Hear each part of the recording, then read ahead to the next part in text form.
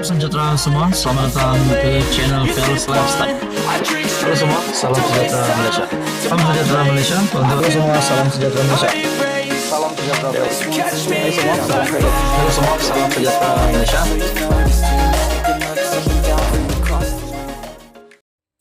Halo semua, salam sejahtera Malaysia. Terima kasih kerana memilih channel ini untuk mendapatkan maklumat-maklumat panas, info-info yang terkini, khususnya politik di Malaysia. Nah, saudara-saudara, tuan-tuan dan puan yang saya amat hormati, ini adalah satu keputusan yang pasti membuat semua musuh-musuh ataupun kepimpinan politik yang memusuhi pimpinan Datuk Seri Anwar Ibrahim sebagai Perdana Menteri. Tak lain tak bukan, sudah pasti daripada Perikatan Nasional, Midi Yassin, Hadi Awang, dan juga bekas Perdana Menteri sebanyak 2 kali, Tun Mahathir. Nah, kenapa saya kata ini satu kejutan baru dan mungkin juga kejutan buruk bagi musuh-musuh Anwar yang cuba untuk menumbangkan Datuk Seri Anwar Ibrahim, yang cuba untuk kononnya ada gerakan untuk menebuk atap, mencuri ahli parlimen kerajaan, dan sebagainya. Apa-apa saja cara untuk menjatuhkan kerajaan.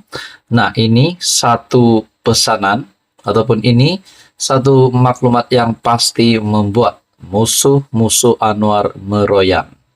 Tuan-tuan dan puan yang amat dihormati, dikongsikan daripada Syahabuddin Husin berkaitan dengan kenyataan ataupun titah Sultan Johor, yaitu bakal yang di Pertuan Agong ke-17.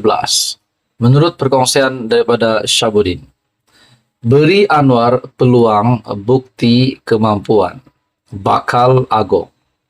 Sultan Johor, Sultan Ibrahim, Sultan Iskandar menyeru rakyat Malaysia agar memberi peluang kepada Perdana Menteri Datuk Seri Anwar Ibrahim untuk membuktikan dirinya.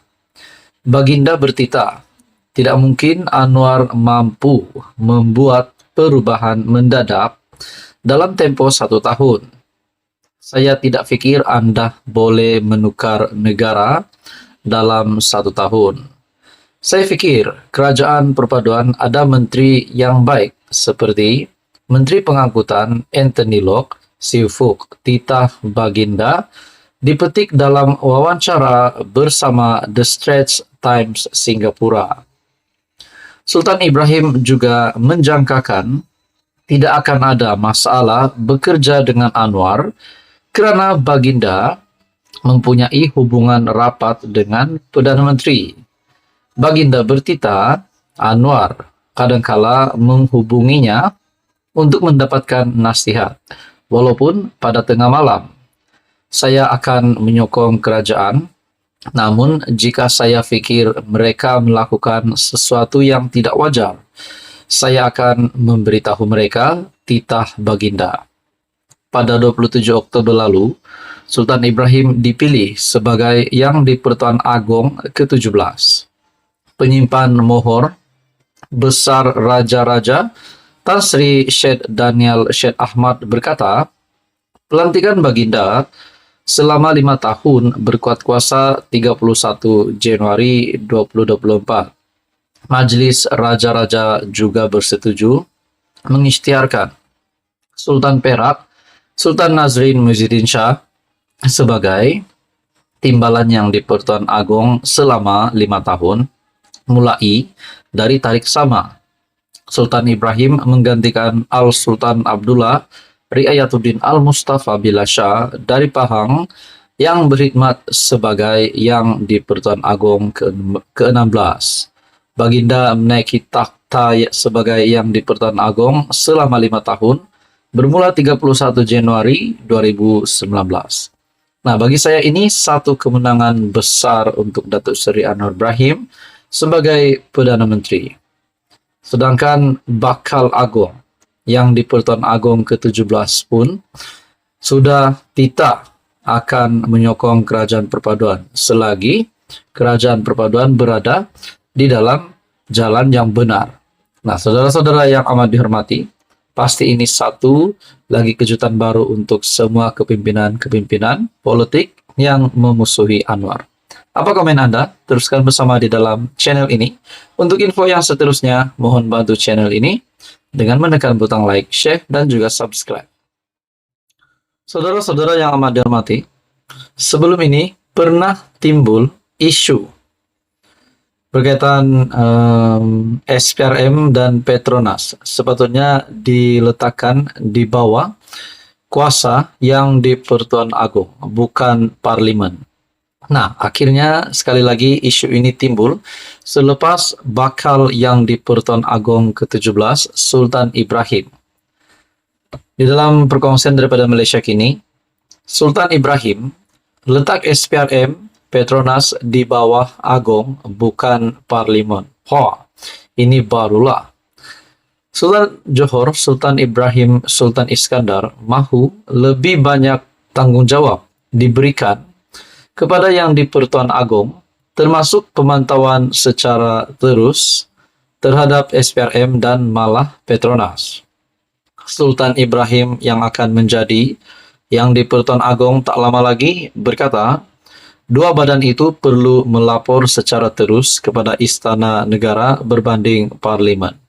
Nah, apa yang saya lihat di sini, kalau perkara ini benar akan berlaku selepas yang di Pertuan Agong ke-17 menduduki ataupun memulakan tugas sebagai yang di Pertuan Agong pada tahun hadapan, pada Januari, sudah pasti apa yang saya dapat lihat keberkesanannya adalah di dalam bidang kuasa SPRM dan juga Petronas. Sudah pasti merasuah ataupun mungkin ada penyelewengan berlaku, sudah pasti boleh dicegah seawalnya, boleh dicegah sebaiknya.